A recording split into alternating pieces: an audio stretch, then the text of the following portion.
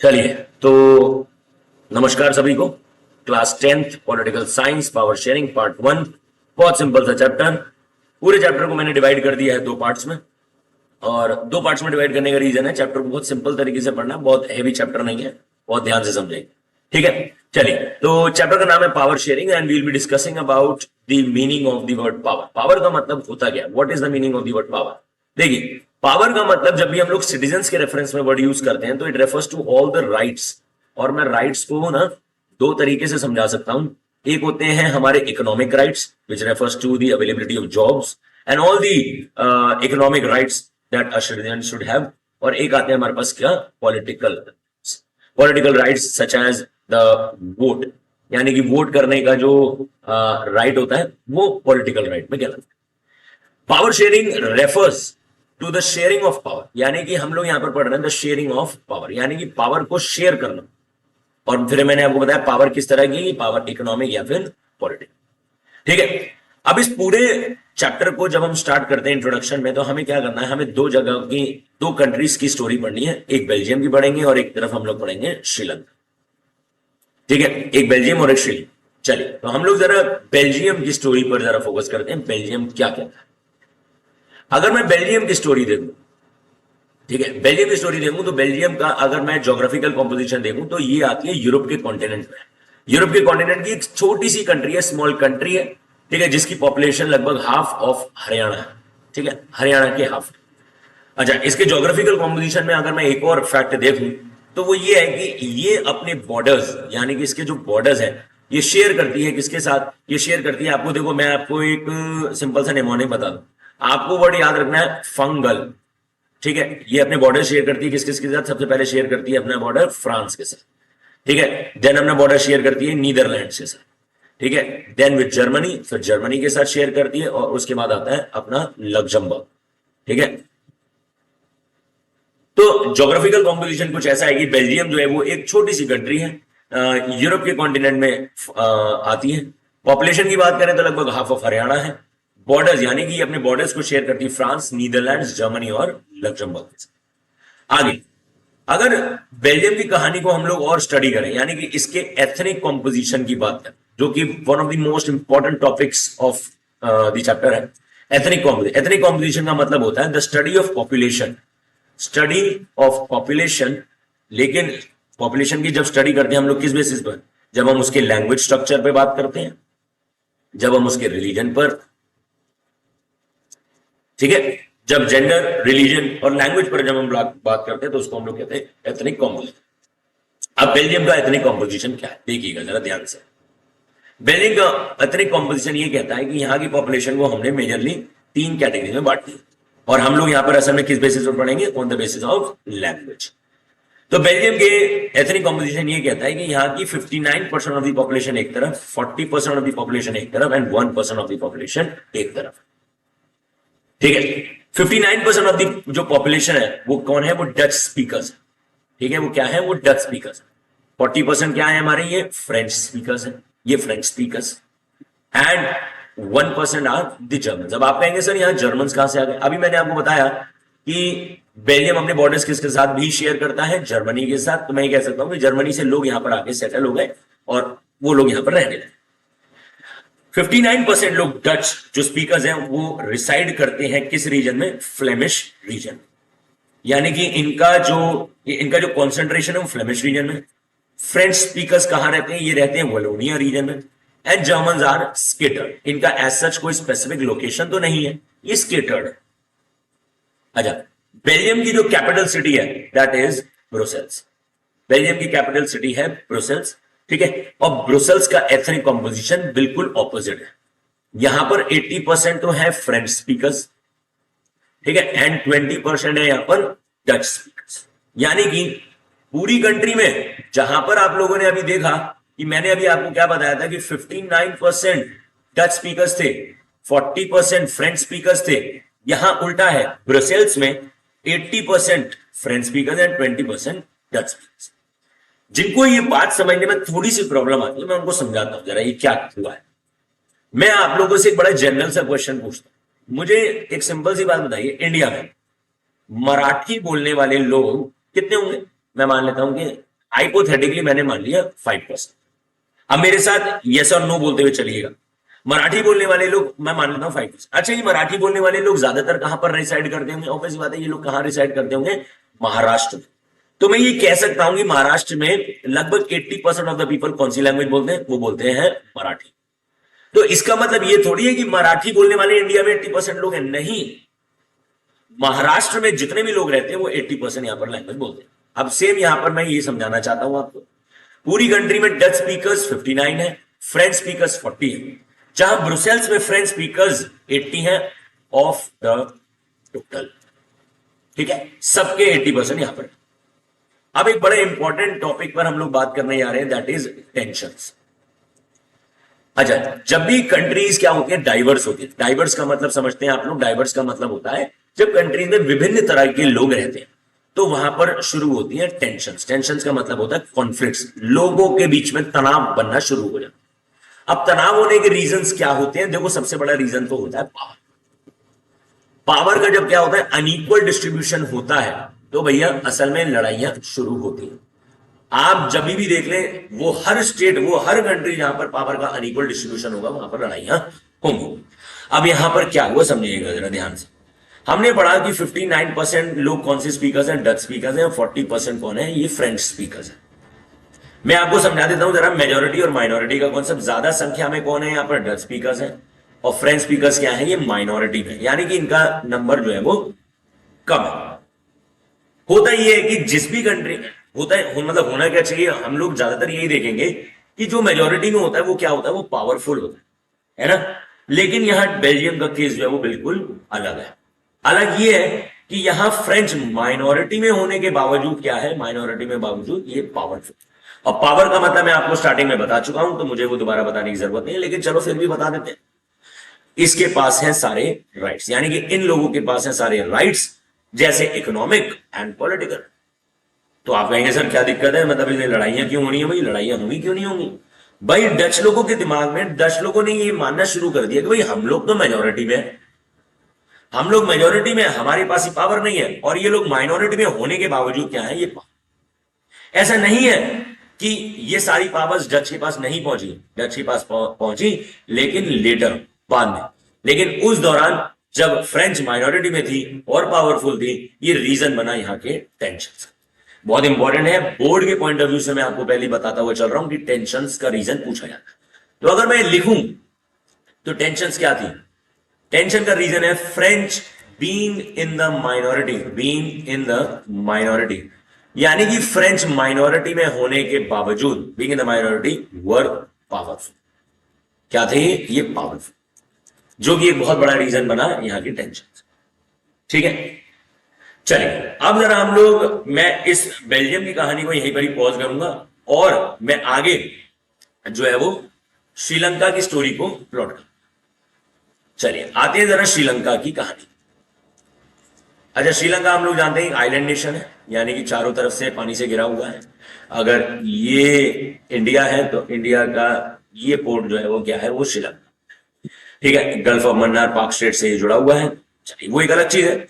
तो श्रीलंका आता है भैया एशियन कॉन्टिनेंट में, साउथ मोस्ट कंट्री है। और जहां पर हमने बेल्जियम का पढ़ा था कि वो एक यूरोपियन कंट्री, एशियन कंट्री है ये। ठीक है, अच्छा, श्रीलंका की पॉपुलेशन की भी बात करें तो इसका भी हम लोग क्या पढ़ने जा रहे हैं? एथनिक कॉम्पोजिशन भी पढ़ने जा रहे हैं। एथनिक कॉम्पोजिशन का मतलब मैंने आपको बताया, जब भी हम किसी भी कंट्री की क्या पढ़ते हैं? पॉपुलेशन को स्टडी करते हैं। ठीक है, चलिए अब जरा इनकी पॉपुलेशन को स्टडी कर लें। अच्छा, यहां पर ना मेजोरिटी क्या है? दो लैंग्वेज ग्रुप्स, दो लैंग्वेज ग्रुप्स। सबसे पहला मैं वर्ड मतलब लैंग्वेज ग्रुप है Sinhala, and the second one is Tamil. Sinhala and Tamil. Percentages की बात करें तो ये है 74% and these are 18%। Sinhalese and Tamils.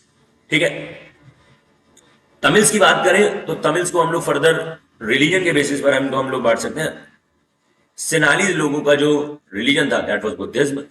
Tamils Hindus भी थे एंड मुस्लिम्स भी थे। हिंदूज एंड मुस्लिम्स बोथ, ये दोनों बोथ थे। अच्छा, लेकिन एक और रिलीजन जो है वो यहां पर आता है, दैट इज क्रिश्चियनिटी। ठीक है, मैं आपको बता दूं जैसे इंडिया में ब्रिटिशर्स आए और ब्रिटिशर्स ट्रेड के साथ कल्चर मूव करता है। ब्रिटिशर्स श्रीलंका भी पहुंचे और उन्होंने यहाँ पर क्रिश्चियनिटी स्प्रेड करी। अगर मैं इन दोनों को ऐड कर दूं तो लगभग ये 92 के आसपास बैठता है, तो 7 to 8% लोग क्या थे, ये क्रिश्चियनिटी थे। और इनकी लैंग्वेज कोई ऐसा स्पेसिफिक नहीं थी, ये मौके के हिसाब से सेनालीज और तमिल लैंग्वेज में शिफ्ट कर जाएगा। अच्छा, इन तमिल्स को मैं फर्दर और 2 सब कैटेगरी में बांटूंगा। वो सब कैटेगरीज क्या है, एक तो है इसमें श्रीलंकन तमिल्स, यानी कि श्रीलंका की जो लोकल तमिल्स, ठीक है, और एक आते हैं यहां पर हमारे कौन से तमिल्स, इंडियन तमिल्स।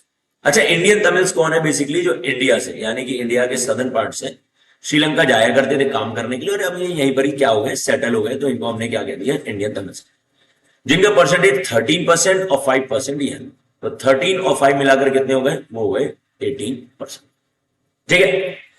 ये इनका एथनिक कॉम्पोजिशन। अब ब्रिटिशर्स ने इंडिया के साथ साथ श्रीलंका भी छोड़ा। Sri Lanka got independence in the year 1948, Sri Lanka independent हुआ। इंडिपेंडेंट होने के बाद एक बहुत बड़ा चैलेंज जो इंडिया को फेस करना पड़ा वो तो गवर्नमेंट का ही था। Same goes with Sri Lanka. Sri Lanka ने भी सरकार बनाई और सरकार बनाने के बाद मतलब अराउंड 1950s इन्होंने डेमोक्रेटिक प्रोसीजर अपनाया। डेमोक्रेटिक प्रोसीजर अपनाने के बाद भाई वोटिंग सिस्टम हुआ, और वोटिंग सिस्टम में सिन्हाला जो है वो क्या बनी, सिन्हाला बिकेम, या सिन्हाला के लोगों ने गवर्नमेंट स्टैब्लिश कर। सिन्हालीज ने क्या करा, अपनी गवर्नमेंट स्टैब्लिश करी और फिर उन्होंने जो रूल्स एंड रेगुलेशन बनाने चाहिए वो उन्होंने रूल्स एंड रेगुलेशन बनाए। अगर मैं देखो कोई भी सरकार आती है तो वो कुछ रूल्स एंड रेगुलेशन इंप्लीमेंट करती है। अगर मैं रूल्स एंड रेगुलेशन की बात करूं तो यहां पर भैया कुछ रूल्स एंड रेगुलेशन को बहुत अच्छे से समझना होगा। सबसे पहला रूल एंड रेगुलेशन क्या है, 1956 में सिन्हाला को क्या बना दिया गया, ऑफिशियल लैंग्वेज बना दिया। ठीक है, सिन्हाला को हम लोगों ने ऑफिशियल लैंग्वेज, हम लोगों को सॉरी मैं तो इंडियन हूं, श्रीलंका के लोगों ने, सिन्हालीज लोगों ने इसको ऑफिशियल लैंग्वेज कंसिडर कर। सेकेंड, गवर्नमेंट पॉलिसीज सिर्फ और सिर्फ किसको फेवर कर रही थी, only and only Sinhalese.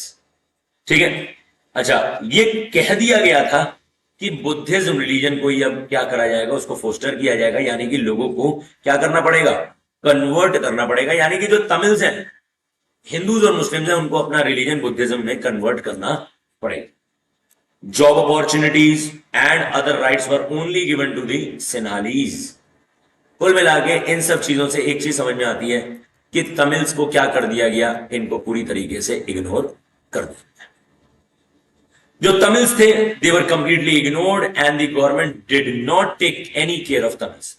Tamils के दिमाग में धीरे धीरे एलियनेशन का फीलिंग आने लगी। एलियनेशन का मतलब है कि इनको लगने लगा कि इनकी कंट्री की जो गवर्नमेंट है, जिस गवर्नमेंट का काम वेलफेयर होना चाहिए, जिस गवर्नमेंट का काम लोगों को साथ लेकर चलना चाहिए, वो अब धीरे धीरे इनके खिलाफ होती जा रही। तमिल्स ने अपने राइट्स के लिए मतलब प्रोटेस्ट करे, उन्होंने स्ट्रगल किया, पॉलिटिकल पार्टीज बनाई, मूवमेंट्स किए, लेकिन उनका कोई बेनिफिट नहीं। बेनिफिट इसलिए नहीं हुआ क्योंकि टोटल परसेंटेजेस के कितने थे, ओनली एंड ओनली 80% थे, और 18% could not make a bigger difference. Tamils लोगों ने यह तक कहा कि भाई आप हमें इक्वल राइट्स दे दीजिए, हम कुछ नहीं कहेंगे, आप हमें इक्वल राइट्स तो दीजिए जिससे कि हमें यह लगे कि ये कंट्री भी हमारी। इन्होंने ये कहा कि भाई अगर बात यही है कि अगर आप लैंग्वेज के बेसिस पर भेदभाव कर रहे हैं तो आप हमें क्या कर दें, एक सेपरेट स्टेट अलॉट कर दें, सेपरेट स्टेट का हमें दर्जा दे दें, हम सेपरेट स्टेट बना लेंगे अपनी, और उस स्टेट का इन लोगों ने नाम भी डिसाइड कर लिया, दैट वाज इलम। इलम स्टेट हम बना लेंगे, आप कर दीजिएगा। जहां पर जो श्रीलंका होगी उसमें सेनालीज रहेंगे, जो इलम होगी उसमें तमिल लोग रहेंगे, लेकिन कोई बेनिफिट नहीं। ठीक है, अब जरा ध्यान से मैं जरा अब दोनों की स्टोरी को यहां पर कंपेयर कर, एक तरफ बेल्जियम और दूसरी तरफ श्रीलंका। तो बेल्जियम के में पता लग गया कि भैया प्रॉब्लम यहां पर डच और फ्रेंच के बीच में आ रही है। यहां पर समझ में आ गया कि प्रॉब्लम यहां पर सिन्हाला और तमिल्स के बीच में। यहां पर टेंशन का रीजन अपने को पता है, यहां पर टेंशन रीजन अपन को पता है। अब यहां का जरा रिजल्ट देखते हैं, यानी कि अब यहां क्या हुआ। बढ़ते हुए टेंशंस की वजह से भाई देखो पावर अनइक्वल थी। पहले पावर क्या थी, पावर को अनइक्वली बांटा गया था। तो यहां के लोगों ने बड़ी समझदारी से क्या करा, इस अनइक्वल पावर को किस में कन्वर्ट कर दिया, इक्वल पावर शेयरिंग। यानी क्या भाई, लड़ाइयों को सॉल्व करने का सबसे बेस्ट तरीका तो यही है कि पावर को इक्वली शेयर कर दिया जाए। सही है भाई।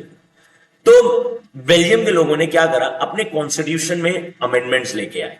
यानी कि सोल्यूशन देखिएगा कितना अच्छा है। कॉन्स्टिट्यूशन में अमेंडमेंट्स लेके आए, यानी कि बदलाव लेके आए, जहां पर इन्होंने अपना कॉन्स्टिट्यूशन एक नहीं, दो नहीं, तीन नहीं, चार नहीं, 4 बार बदला। और फाइनली 5वीं बार जो इनका कॉन्स्टिट्यूशन आया वो मतलब एक आइडियल कॉन्स्टिट्यूशन। इन्होंने क्या कहा कि भाई देखो, इनकी यहां पर दो तरह के लोग, दो तरह की कम्युनिटीज रहती है, डच और एक फ्रेंच। अब हमें क्या करना है, इनकी इक्वल पावर शेयरिंग करनी है। ठीक है, कर दी इन्होंने इक्वल पावर शेयरिंग।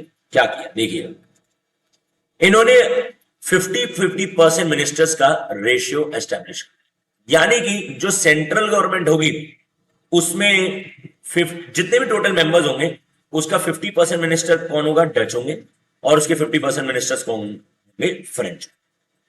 ठीक है, ना ज्यादा ना कम, इक्वल पावर जो है वो पार्टी।